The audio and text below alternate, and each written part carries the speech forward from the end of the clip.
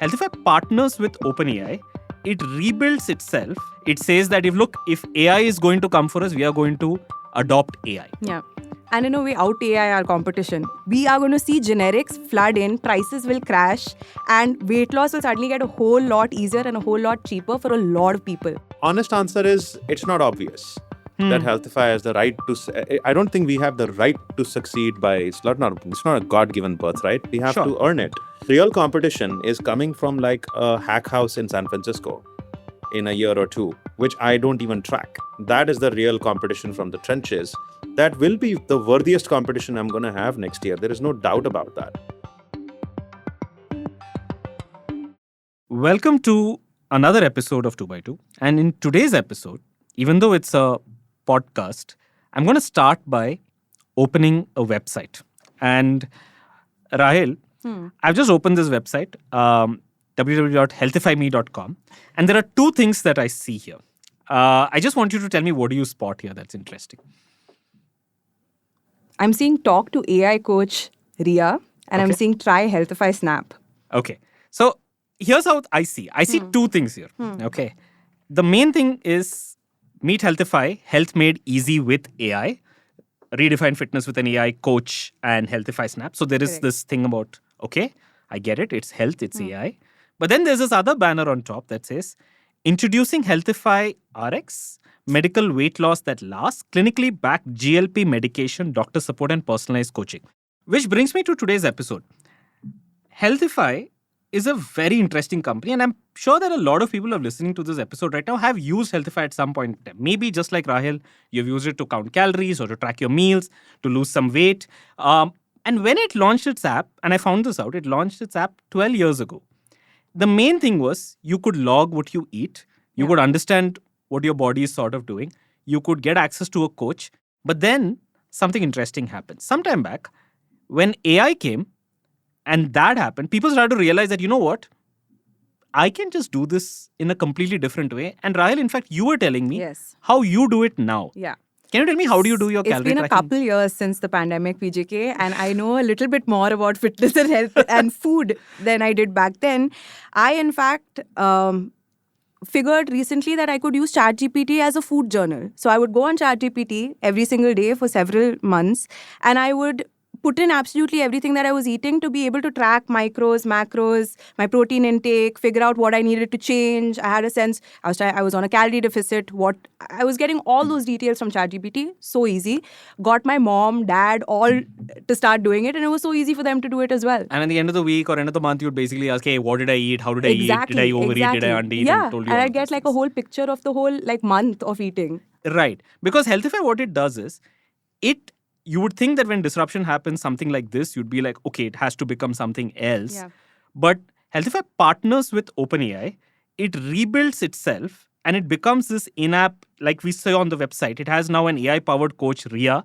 It says that if AI is going to come for us, we are going to adopt AI. Yeah. And in a way, out AI our competition. We'll out AI our competition. Now, that's one disruption. That itself is like a seismic earthquake that comes and hits you. We've all, by now, we've heard about Ozempic, we've heard about Wegovy, we've heard about Mounjaro. That is the second big disruptor I feel that's facing Healthify right now. Because in the next couple weeks, something pretty big is going to happen, right? We're going to see the Novo Nordisk patent on semaglutide, which is the molecule that powers Ozempic and Wegovy, expire. And what happens when that happens?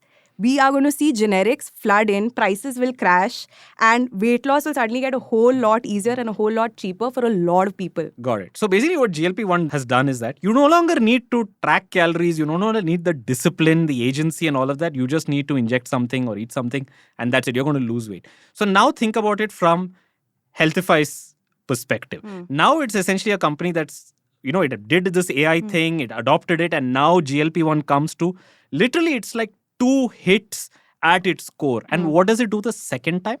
Amazingly, one of the things it did was partner with Novo Nordisk itself, the maker of Ozempic itself. It has partnered with Novo Nordisk and it's essentially saying that you can take the drug and we will give you absolutely everything around it to make sure that weight that you're losing stays off and you lose it as sustainably as possible. Now, when I wanted to do this episode, I thought, who could really sort of debate this with us? I thought that wouldn't it be great if we asked Healthify itself? So we reached out to Tushar Vashisht, the co-founder and CEO of Healthify himself. We also have Professor R. Srinivasan from IIM Bangalore with us today. Professor Srinivasan studies platforms and strategy, and he's going to help us understand what disruption actually means for a company like Healthify. I will stress that before this conversation, there was absolutely no, notes exchange saying that, oh, we will talk about this, we won't talk about that. And I think that they're very gracious enough, and Tushar especially, to come in and say, yeah, we are going to come and put our cards on the table and debate this and tell you what exactly are we thinking. So Tushar, welcome to 2x2. Really glad to have you here. Such a privilege to be here, and I'm actually super excited about this conversation. Praveen, Rahel, sounds very popcorn worthy for sure, I think, for our audience and certainly myself. So can't wait to share with you guys on our tryst with AI and GLPs.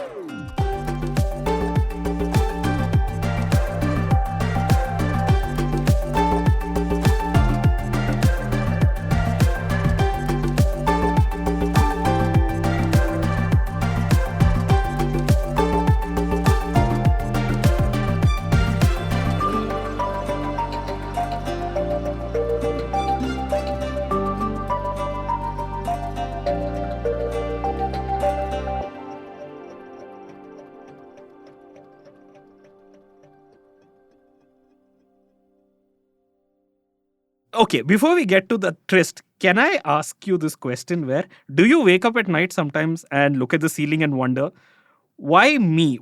Actually, to be honest, no. Like, what's fascinating is when you framed it as disruptors and how we should be threatening or we should be worried about it, etc. The way you framed it, for sure, I think one would imagine that, that's how my state should be.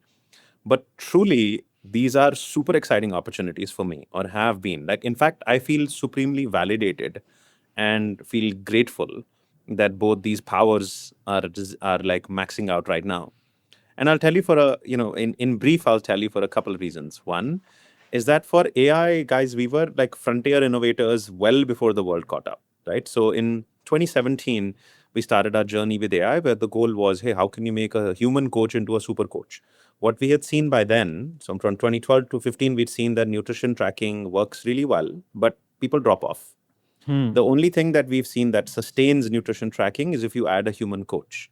So in 2015, 16, 17, we saw that. But how do you scale coaches? You do that by allowing AI to help them.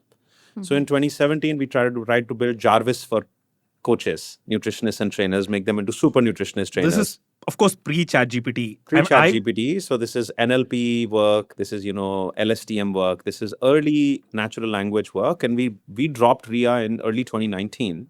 Well before even GPT-3 was like fully gaining traction. That wouldn't happen till 2020 or so, right? So we had a conversational bot running in consumers' hand and in coaches' hand. So we were anticipating that we were operating at the edge of where generative technology or fundamental NLP technology was. And then when Gen AI came in, ChatGPT explosion happened, we felt very validated. In fact, in the middle of the pandemic, almost half our subscribers were AI subscribers. Half our subscribers were AI subscribers the day ChatGPT 3.5 became mainstream. Sorry, what do you mean by AI subscribers? So Healthify has two subscription offerings. I mean, our calorie counting layer mostly is for free, but then our subscription offerings is we have got an AI only subscription offering and we've got a AI plus human coaching subscription offering. So this only AI used to have only RIA and you can manage, your diet plan, meal plans. We had a photo-based tracking starting 2018. So we were very at frontier of what AI can do. It's just that AI just wasn't good enough. Like our NPS on that was kind of, 18. Okay, we'll go deep into that. Professor, the reason you are here is because of two things. Number one, of course, you understand strategy and disruption and all of those things because that's what you teach at IIM Bangalore. But more importantly, your specialization and research is about platforms. It's about essentially companies like Healthify that have, in one sense, demand on one side, supply on the other side, customers on one side, coaches on the other. Some of them now human, some of them now AI. We don't know. So, Professor, tell us, what do you think? Okay, so see, true to my reputation of disagreements, Yes. let me start with the disagreement. Okay, go for it. I don't think AI is as disruptive as we make it out to be. Okay. AI has been there for long periods of time. And we've been using AI for a long time. And we had a lot of skepticism on AI We didn't believe it. We didn't trust it. True to what Tushar said, that the AI only subscription had whatever limited NPS, whereas the AI plus human had higher NPS. What happened is the AI was there. It's like waves in the ocean. The waves kept coming, and suddenly one fine morning you got a tsunami. What the tsunami did, the GPT, democratizing the GPT, effectively enabled one thing. It was not getting more AI into the world. It increased trust in AI. People did not trust AI before. When the GPT happened, when we were able to see that the GPT is actually helping me do things, AI became a validation, AI became a coach, AI became a tutor, AI became something else, an assistant. So therefore, organizations like Healthify, who have been adapting to waves, they were adapting to half a meter wave. Suddenly, they got a 3 meter wave and then they rode on it. If you had a surfboard ready, you ride a 3 meter wave. Okay, so that's the AI piece. The GLP is also very similar to this. As AI becomes more ambient, the way AI became more ambient, obesity has been druggable for a long time. It was just again like a waves and tsunami. The same thing, GLP drugs became better. That's true. Obesity is not like, discovery. It was druggable before. Obesity was a disease. We understood obesity was a disease. It was not like a 64 kilo fellow wanted to get to 59 kilos. That's not what obesity was focused on. The obesity earlier was focused on a 110 kilo fellow wanting to make sure that he's able to stand. His risk of cardiovascular diseases were taken care of. So the high risk obesity was druggable before, was treatable before. Therefore, premise level, I'm not surprised that organizations are prepared for this. They should be. They're better off having prepared for it. And Healthify signifies that ability to be prepared for larger tsunamis when you're standing on the seashore. Okay. Professor, we'll get into your argument. I was hoping that you would support me, but now let me make the counterpoint. Okay. So the counterpoint is the following from my standpoint, which is that I get the argument. I mean, I get Tushar's argument that, what Healthify was doing AI earlier, which is correct. My research also suggests that they were actually doing some work on AI for quite some time, and it was even like predated GPT. I agree with that. Even with GLP. I get your argument, Professor. You're basically saying that, look, this is essentially this is not something that happened overnight. It is like it built up to something. And of course, it kind of like escalated to a point. And of course, because these companies were there. I think my counterpoint to both you and Tushar is that we have seen such waves change before. And whenever such waves come like this, even whether it's gradual, forget the pace of it, there are tons of examples of companies that adapted to it and, co-opted it and succeeded. Most famously, if you look at, say, Netflix used to be a DVD company, and suddenly streaming came and they said, okay, great, we are going to co-opt this and we become a completely different kind of a company, and then they succeed, wildly successful because they're there. I'm sure they had some idea of what streaming was earlier. It just came and it became there. But there are also examples of companies, which I'm sure you know of, which just because a technology comes and a new technology comes and you're there and you co-opt it, doesn't necessarily mean that you end up becoming the winner. Like if you take the example of even insulin, as you said, yes, insulin became much more prevalent and became much more accessible. But the winners of insulin weren't the hospitals that were delivering insulin earlier. They were completely new winners, in large cases, probably the pharma companies themselves. That's where my skepticism comes from. But I've just made my position at this point. We'll go deeper into all of these things. I think I'll just start, Tushar. Maybe you should give us a little bit about the history of Healthify. I think questions like, could you tell us how much funding you have raised over these 12 years, if you can keep count? I'm just trying to get our listeners a sense of how big Healthify is and any numbers that you can share. Yeah, no, look, actually, technically, it's been 13 years. Okay. And I think we've raised about $10 million for each year we've been around. So roughly about $130 million. I'm sure you didn't raise 10 million every year, but I get the... Most of that has been raised in the last 3-4 years. But... it's been like a classic long exponential curve, right? Like our first round was 1 crore in 2012, $1 million in 2015, 6 million in 2016-17 timeframe, 18 million in 2019, 65 million in sort of 2021, and then the entire remaining amount has been more like 2023 or so. So that's the classic sort of exponential piece that has happened, and so that's just the financing journey. And we've helped overall now today about 46 million people in our history cumulatively who have tracked their nutrition or become familiar with their health or their lifestyle or have even thought about weight or nutrition for the first time. Tushar, you said something interesting when you spoke to one of our reporters at the Ken actually a couple years ago. We did a story on Healthify, and you said something interesting about the app where you said Healthify is a lot like an old bicycle. I don't know if I'm getting. You said you get on sometimes, then you get off, and that's typically the behavior that you saw with a lot of users. Is that still true? It very much is. What we do at Healthify is that every 18 months or so, we take your bike, we repair it, we clean it, we improve it extraordinarily, and we put it back in your garage. So now you're hopefully more tempted to try it. Our latest paint work and latest engineering work on it has been the fact that now you have electric assist in the form of a GLP-1. So now you can add an electric assist and it makes biking that much easier. I have an e-bike.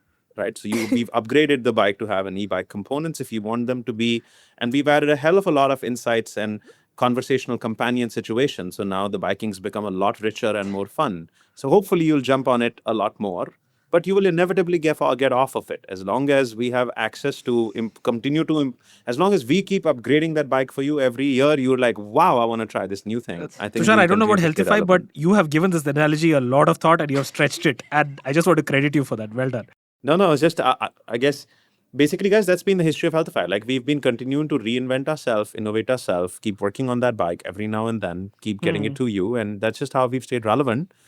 And we've continued to, kind of keep asking the question of, hey, what next? And what can tech do? And where's the world at? I always start almost all of our board meetings with where the world is at. What are we seeing in the world? Where is technology at? And how are we making sense of that for what should we do next? Professor, please jump in. I know you think that it's a surfboard, which I agree with. But I think my general structural question is this, which is, it's literally an academic question. And this always happens in 2x2 whenever I have you on. So I think the question that I have is, a company essentially faces disruption. Let's say a two-sided network company, right? What's the general way of thinking in terms of what are the options ahead of it? It can co-opt this disruption. It can fight this disruption. Like, what's the way to think about disruption? Yeah. So when I look at Healthify as a platform, a typical traditional two-sided platform, yeah, the first thing that I teach in two-sided platforms is network effects. Okay. The number and quality on one side attracts the other side. The number and quality of drivers attract riders. Now that you talked about bikes, the number and quality matters for me to be able to attract the other side. And typically we have a cold start problem. Unless I have one side of the market, I don't get the other side of the market. Correct. Right? If Tushar's repeating the analogy, I will repeat my analogy. Nobody would want to be the first user on a matrimony website. You would never want to be a first user on the matrimony website because you're signaling desperation. And a desperate matrimony seeker is a poor quality matrimony seeker.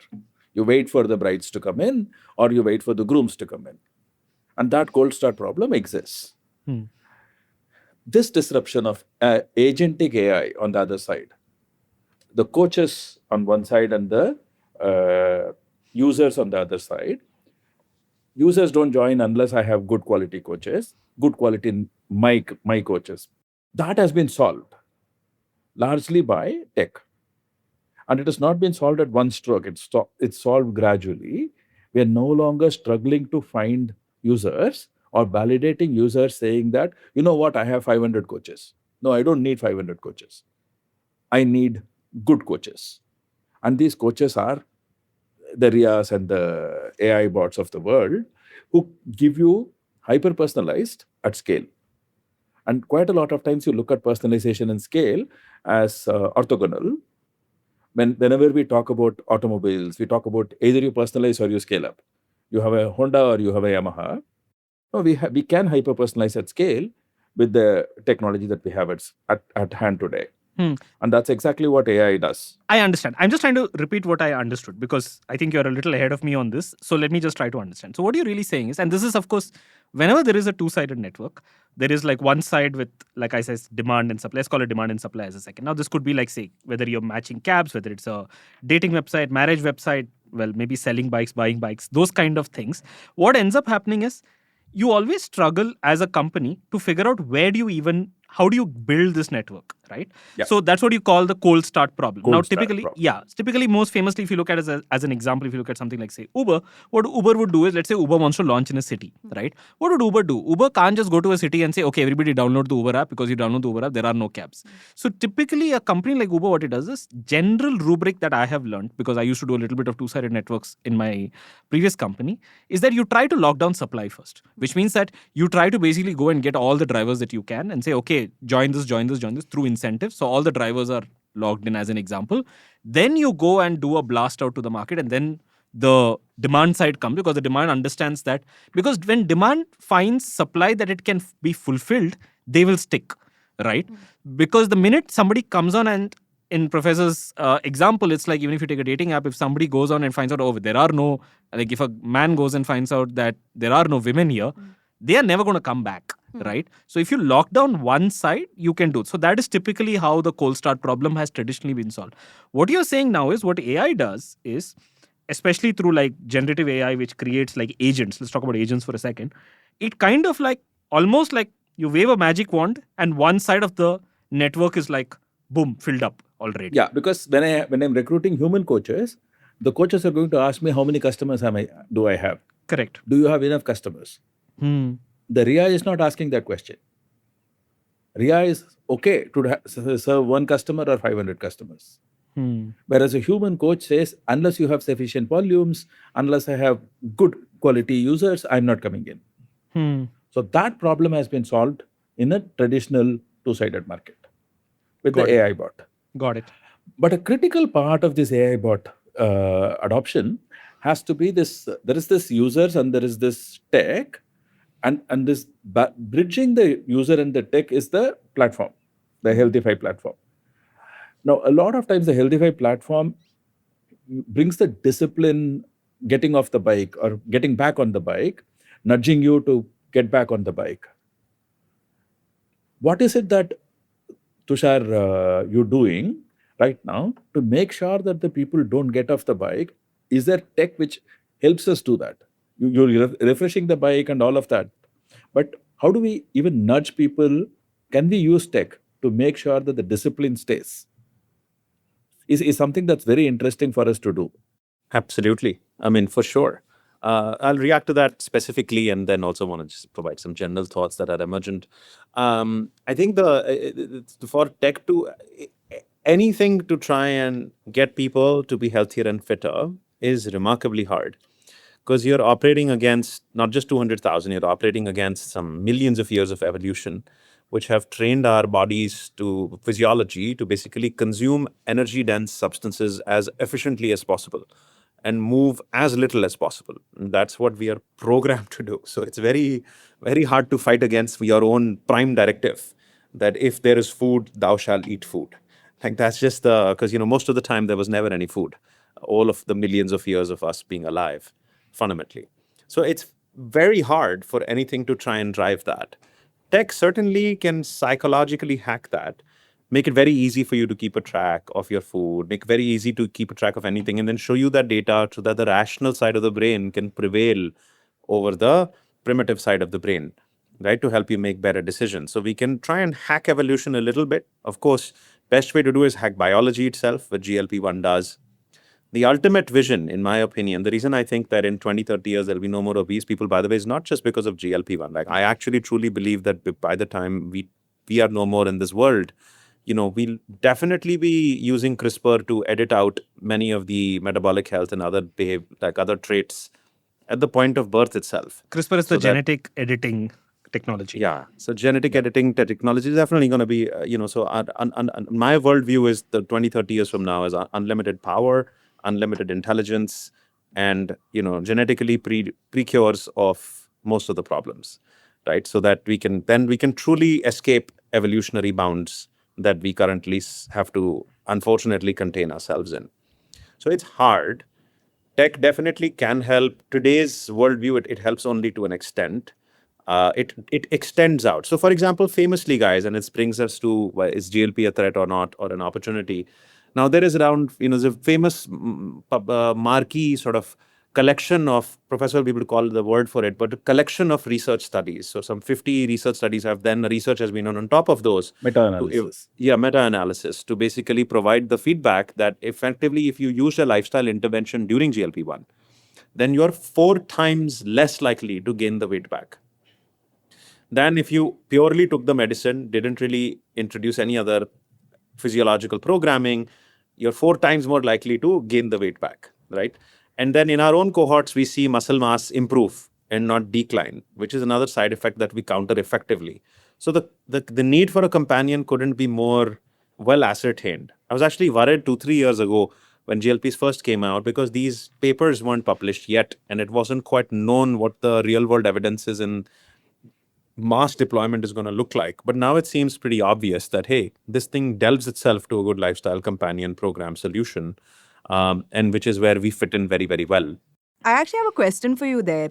So there was actually a Cambridge study that they did recently where they found that people typically regain about 60% of the weight that they lose within a year of stopping GLPs. So I saw that and then I was wondering, hey, why maybe you really need that lifestyle assist once you're off the medication and not when you're on it. Is that something that you've thought about at all? Absolutely, right? So the thing is, multiple ways it enhances TAM. One is that during you need it. Secondly is that when you gain the weight back, again, you need it. It just creates an entire population of the world that until now wasn't really thinking about weight, but now suddenly is. And they have us as a tool available as well. Aren't corporations going to look at it like a processed food? They're going to getting you addicted to GLP? So is this a new potato chips? It could be, right? It's a healthy potato chips. It has massive... So in markets where insurance is mature, everybody's kind of very happy for people to be on GLP-1s. As the prices are coming down, generics are pressurizing. Similarly, in the US, compounders are pressurizing. There are multiple, basically, such a powerful drug has these low-cost drivers. So it'll become... My bet is by the year end, you'll be looking at a GLP-1 therapy at... Don't hold me to it, but I think we'll be looking at it less than cost of a gym subscription today. Just wanted to tell you that basically where the insurance is robust, the ROI is heavy. Like, it's totally worth it. But where the ROI gets absolutely amazing is if you can delay this 60% gain in 1 year. So to Rahel's point, yes, you gain 60% weight back in less than a year if you're not on a lifestyle therapy. If you've been on a lifestyle therapy, the same meta-analysis proves that it takes closer to 24 months or 36 months to gain that 60% of the weight back. So whatever the standard is, it actually delays that out by 4 times longer a window. So then now with lesser medicinal intervention and some therapy sprinkling, you can create an extraordinarily beneficial model that reduces your cardiac arrest, diabetes and other very expensive problems to deal with by otherwise a very simple and an effective combination technology. This is like inventing brakes. When brakes were invented, cars drove faster, productivity improved. But somebody turns around and says, brakes were invented, cars drove faster, accidents increased. How do we make sure that we build good enough roads to manage faster cars? If I'm not improving the road infrastructure and I'm still putting faster cars on the road, we're going to have more accidents. Your point is well made. I get it. It's a very good analogy. Is there anything else you have to continue with that analogy? That's the analogy of those roads. Because there's lifestyle modifications, no? Is actually the key. GLP is not this one. GLP is just the motivator for you to say that you can lose weight. It's a behavioral... Catalyst. I think of it as catalyst, accelerator, right. It's an incubator accelerator. Exactly. Electric assist, however you want to think about it. But the real game changer is the behavioral change, and that's where I want to see more tech. To Rahul, to your point earlier, is that the companion, your best time to program your brain is when it's actually going through that weight loss, because it's so much easier. So I myself, by the way, guys, microdosed and tried semaglutide because recently I'd hit like a 27, 28 BMI levels. I had an injury and whatnot. And because I have borderline cholesterol, I'm eligible for it. So I did try only 0.25 and 0.5 mg dosage, nothing more. I survived on 0.5 for 4 months, checked out what the effects were. Yes, few kgs weight loss, muscle mass increase. Basically, I was dog fooding my own product. And what the interesting was the lovely, subtle nudges it gives your brain psychologically to, for example, avoid dessert. I mean, it's so hard for me to avoid dessert usually, as just who I am. I love sugar. But it just kind of gives that little gentle nudge. Your brain wants sugar lesser. Your brain wants to drink lesser. Like, it's a fact. So the best time to program yourself for healthy habits actually is when you're on the therapy, so that when you're off the therapy, those habits sustain. It's harder to sort of bring in the habits when your food noise is up.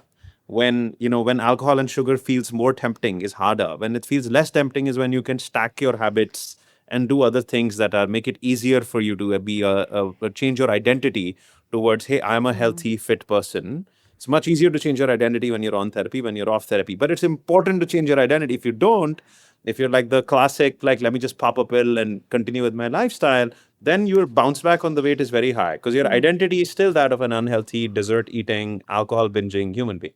Okay. I think both of you have sort of like said this, but you haven't said it directly. So I'm going to bring the conflict to the center of it, okay? Which is that, and that conflict and the thing that we have not spoken about is Healthify, the company, which is, I think, Professor, like you're saying that, look, one of the things that when AI bots come up, then it solves for this cold start problem. Tushar, your point, of course, in all of these things that you're saying, what you're really saying is that it's not enough to just take drugs. There is, of course, a lifestyle management and a coaching part of it, where minus that, it's not going to really have the same amount of effects. Essentially, what you're saying is that the winner, or for this disruption to happen, or this disruption has happened, there's this company at the center of it, and this company is Healthify.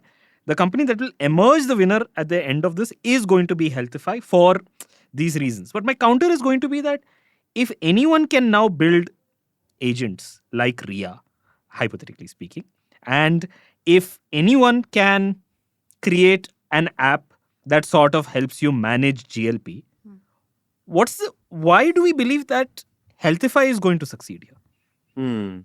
So that's a great question, Praveen. And honest answer is, it's not obvious that Healthify has the right to. I don't think we have the right to succeed by. It's not a God-given birthright. We have to earn it. And we have to continue to stay competitive, and we have to prove. I often tell my team that my next competition isn't like the next known company today. There's certainly no company in India that I think is my competition. There are some few good, interesting companies out there worldwide, a handful of them that I think are that are interesting.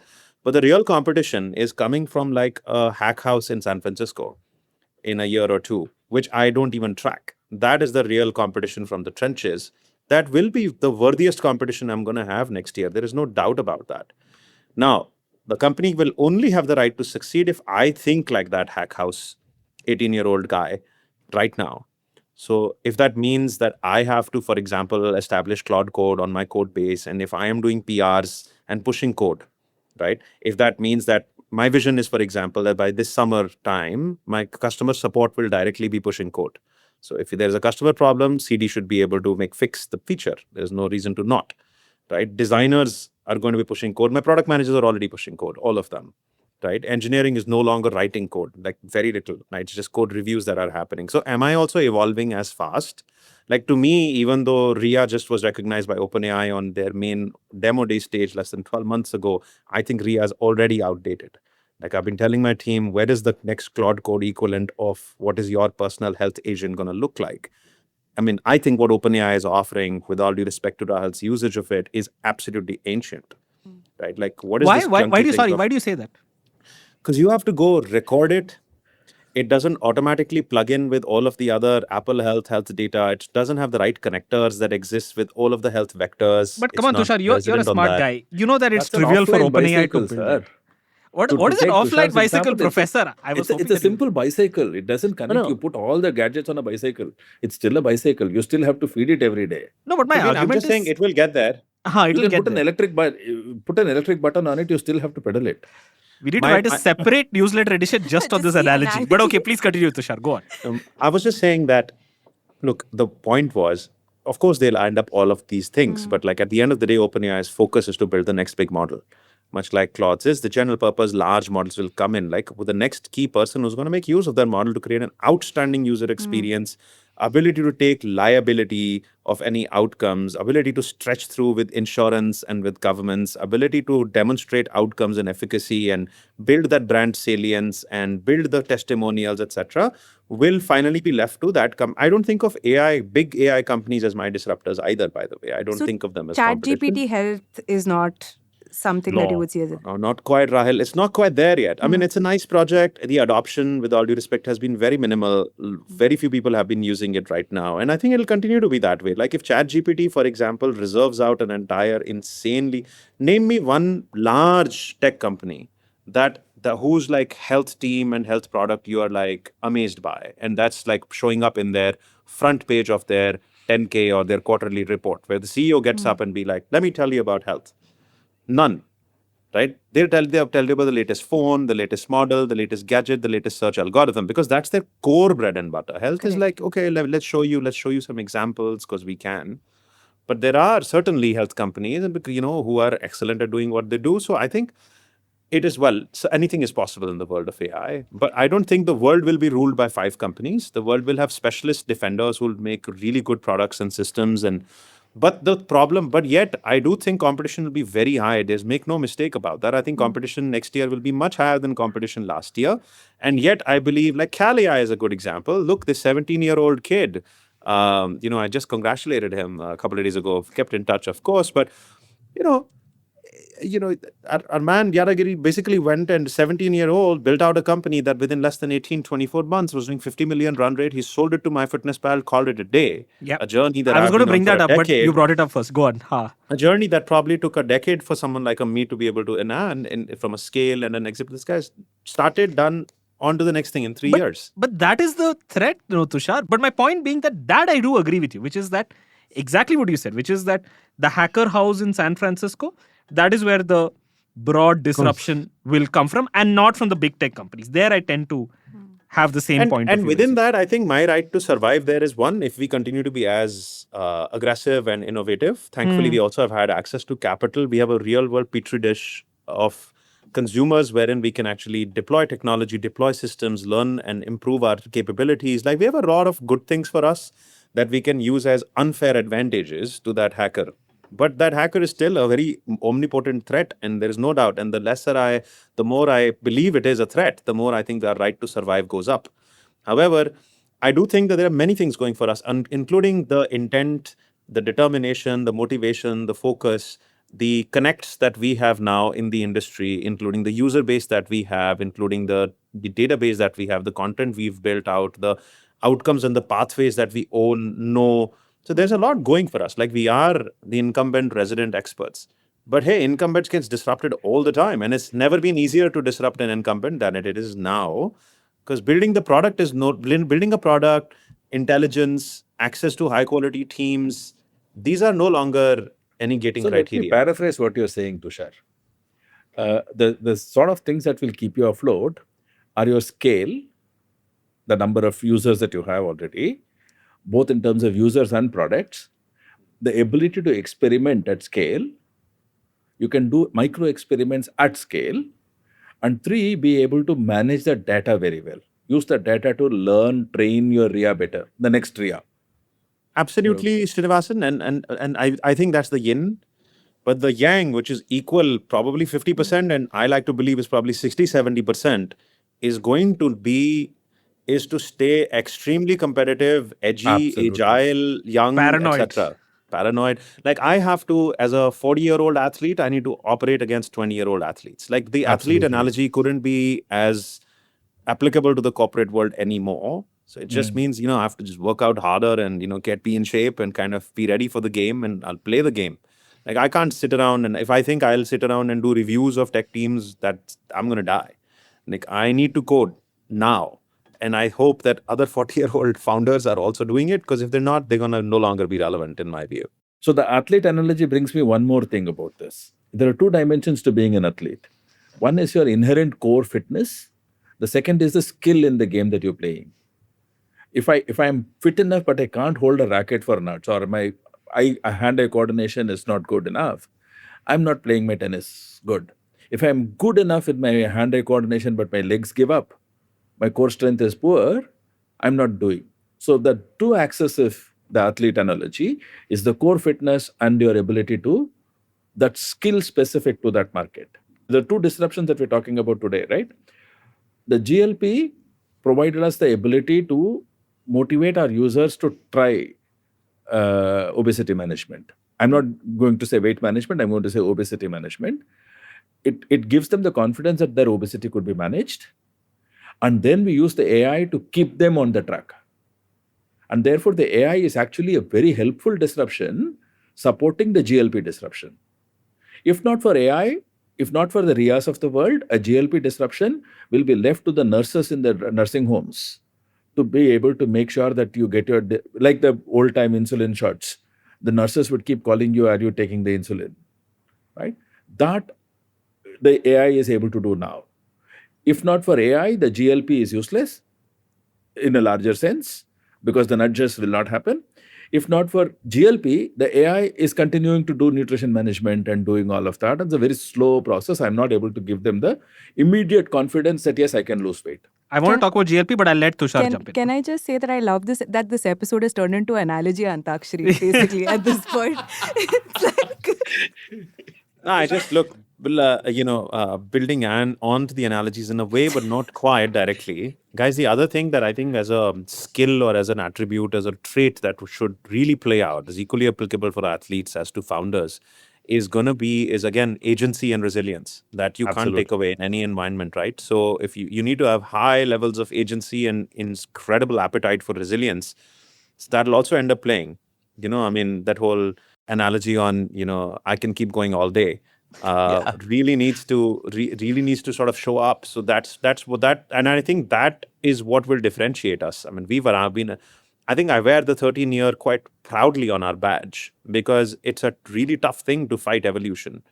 And we've been sort of in that boxing rink, very much in the arena for 13 years and proud and strong.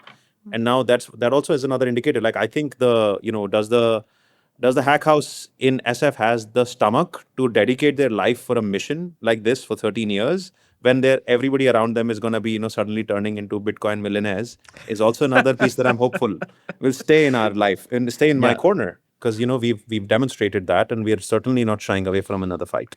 Interesting. Okay, well made. So I'll just say, now I have we spoke about AI. I'm going to go a little bit into GLP, and that's basically the second part, and more or less we can end it there. But here is my second point. Just like how I said, AI does a lot of things, and it's not apparent to me why Healthify would necessarily emerge as the winner, and Tushar made a very compelling argument for it. I'm going to do the same thing for GLP. It's true. GLP is going to come in, and as Rahil mentioned, prices are going to crash. We also spoke, and we've kind of considered that margin pressure. There's going to be significant margin pressure. The prices is going to go all the way to the down. So anyone who's trying to create any kind of margin or a business on top of GLP, I imagine is going to have a really difficult time. Same logic, which is that, and you've gone and done a partnership with them. I'm thinking from the perspective of, say, a GLP provider. Could be Novartis, could be, Mounjaro or Ozempic, whoever they are, right? From their perspective, why would they want to partner with just you? From their standpoint, they'll partner with anybody who gives them scale of, adoption.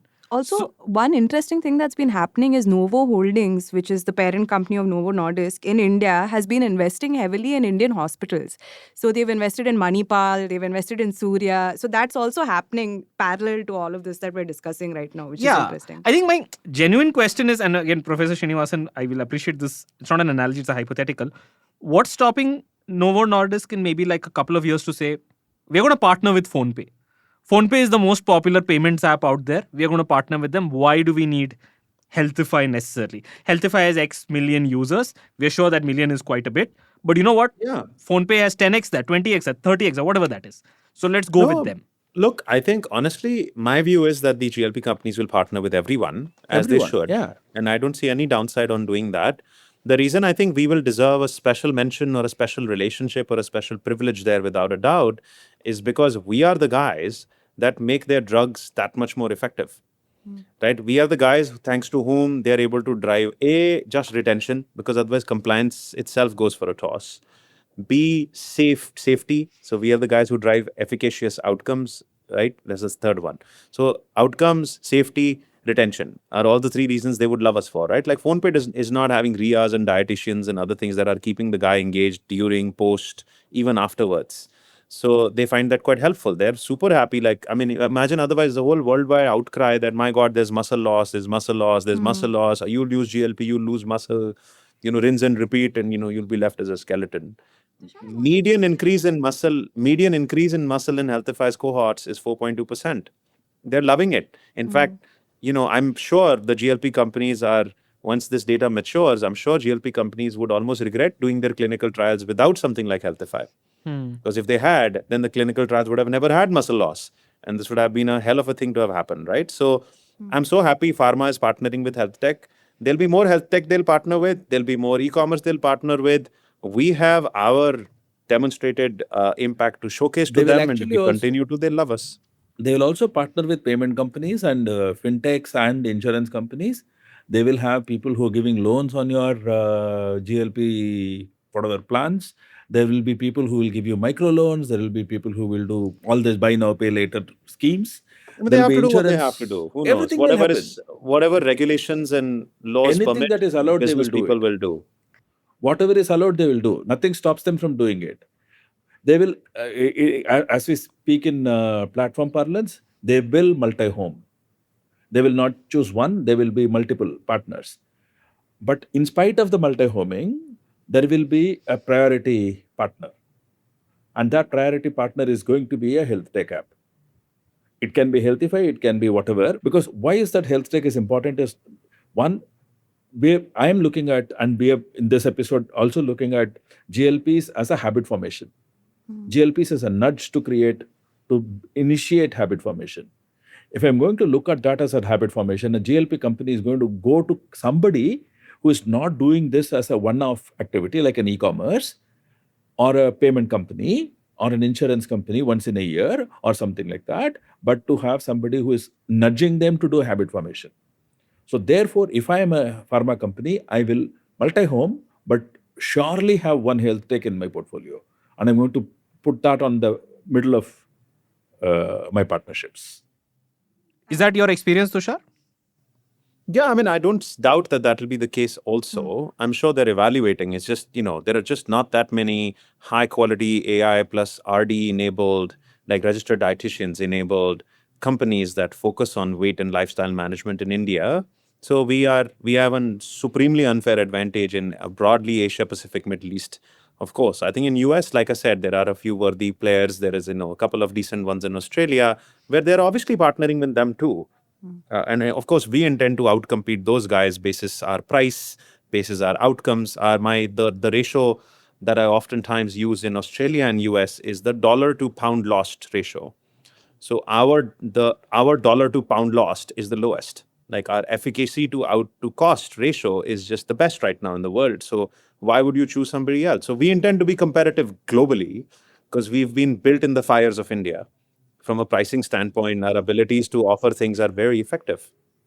Do you differentiate on the AI plus RD as a core differentiator?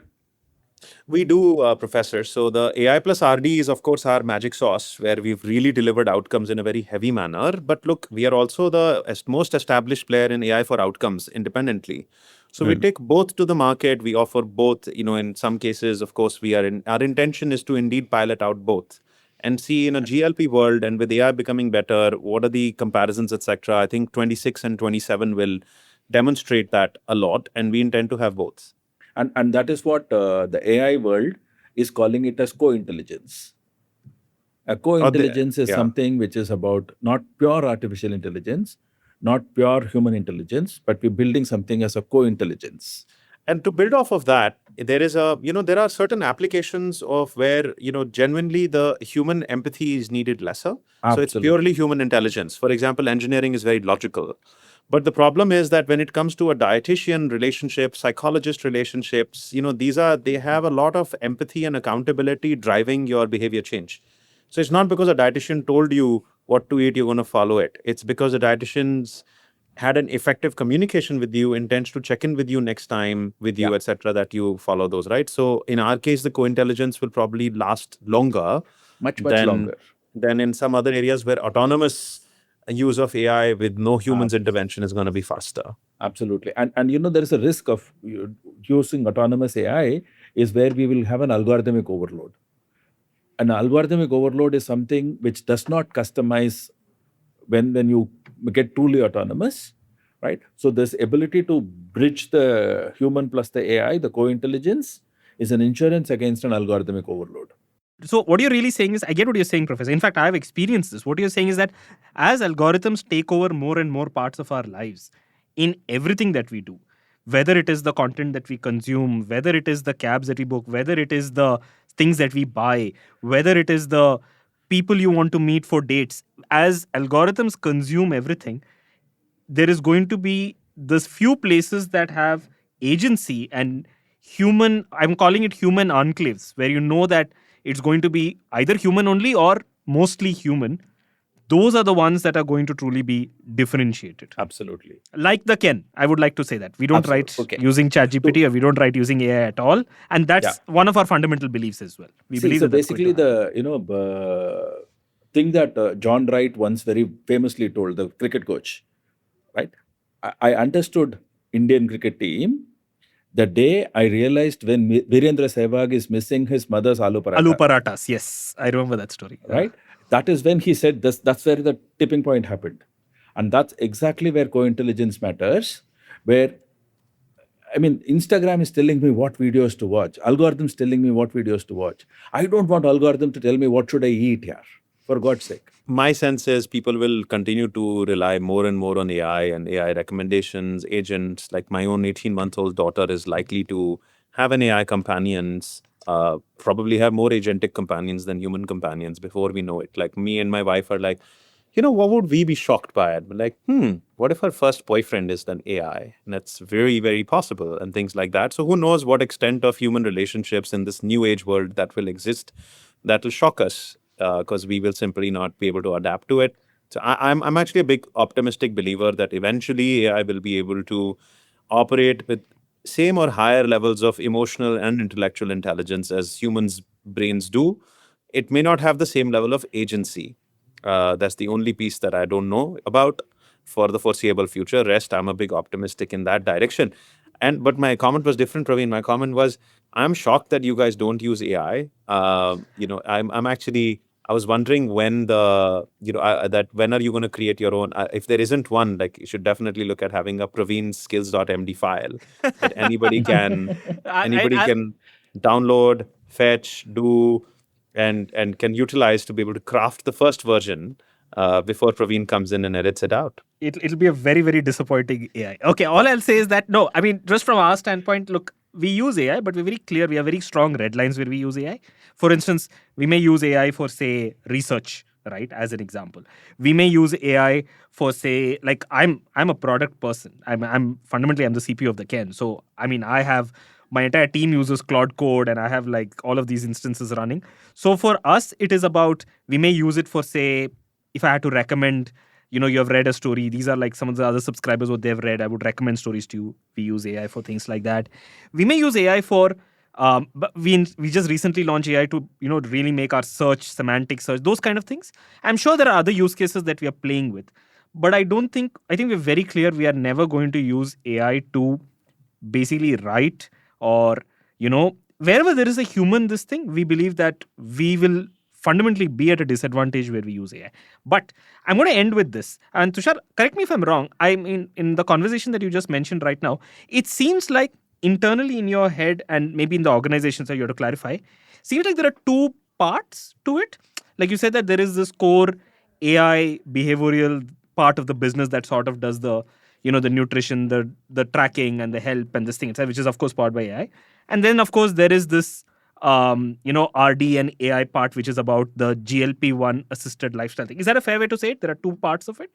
Or is it all like one thing in your head? I think of it as a gradient, Praveen. So there is this free app. You can always add the AI for a fairly lightweight amount of money that you want to spend, right? As little as some 1,500 rupees a year, we're able to offer that, right? And then you can titrate up, to use the pharma terminology, towards a AI plus a human coach or a dietitian, or you can add to include in a pharmacotherapy, etc., if you're eligible. So different tiers can offer different things. So like I said, you can electric assist up or down at any given time. You can choose to be off the bicycle for a while, get on the bicycle for a while. That's our method, that we like to keep the entry as low friction from a cost and in a user standpoint. And we like to keep the I like to keep the efficacy as sort of in line with the willingness to pay. So the more you're able to pay, the more efficacious and reliable and guaranteed the product starts to feel and look like. And the lesser abilities to play, the more the reliance is on you to do the harder work. And to stay on the accountability, and the motivation layer is all yours. Okay. I started with 2 disruptions. I'm going to end with 2 disruptions. I think we spoke about the 2 disruptions that are coming for Healthify, and I think you made a very interesting case on how they're not really disruptions. They're things that you can essentially co-opt, and how you're thinking about it. Of course, one is AI, one is GLP. I'm going to now ask the hard question, Tushar. It's probably the question that you ask as CEO to most of your team members at a certain point when they come to you with 2 things. You say, if you had to pick one, which one would you pick? So that's really what I'm asking you. I'm asking you have these 2 disruptions that are coming at you. Which one do you think you're more confident that this one, we can crack it, we can co-opt it, etc. This one, don't know. I know you're going to say both, but I'm going to push you to try to say one. I'm also going to ask the same question to Professor and to Rahil as well. Yeah, it's so interesting. I mean, my whole thing is that how can you think of AI as a choice? I don't think AI is a choice. So that's why the premise of the choice here kind of moves away. To me, it's basically saying that when internet came along and somebody says, hey, are you going to choose between internet and GLP-1? It just doesn't, internet's not a choice. AI is a natural, guaranteed human transformation of the new technology regimen that we are on. So the new, operating with agents, being empowered by agents to do our jobs and to do our things, etc., is not a choice at all, Praveen. So the real choice is, will we be able to co-opt the GLP trend, or will we get crushed by it? That's kind of that to me is the right question. And that to me is where agency and choice comes in. I am extremely optimistic that this is a force of nature for us to track, grab, utilize, especially as it gets cheaper, especially as it gets ubiquitous. I truly believe that it'll help us achieve our mission. I don't see these 2 as 2 separate disruptions. These are 2 reinforcing disruptions, number one. And I agree that AI is in a sense pretty much like what Google did to us in the 90s. When I graduated from business school, people said that Google's come, nobody's going to read books anymore, libraries are going to die, and everything is going to go on the internet. Yes, we did have everything on the internet, and we did a lot of things. And we realize now that internet's actually making media, books better.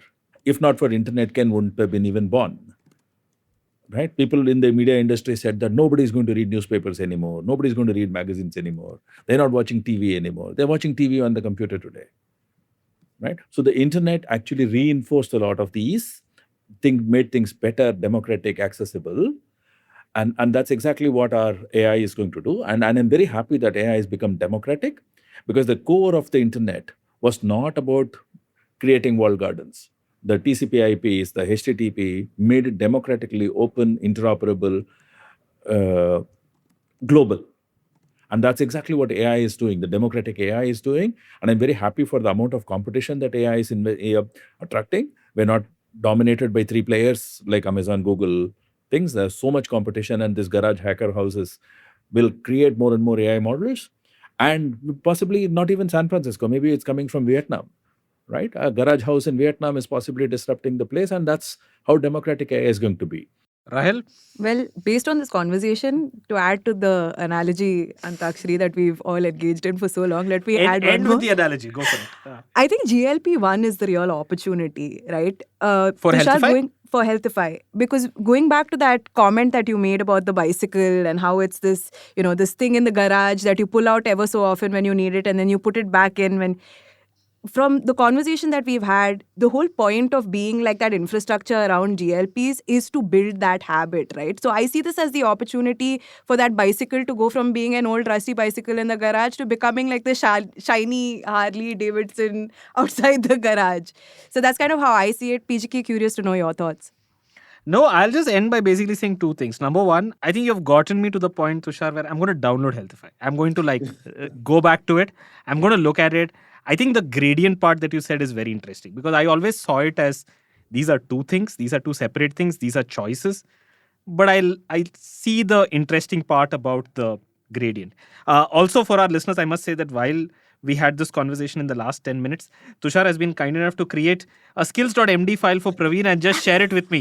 And I have it here with me, which I'm going to put on Claude, which actually is just the biggest demonstrator of, he just did it. He just did it right now and said it. So I think that it's a very interesting because till now he has been talking about we need to be at the cutting edge, we need to react, we need to always be paranoid, we need to be doing things.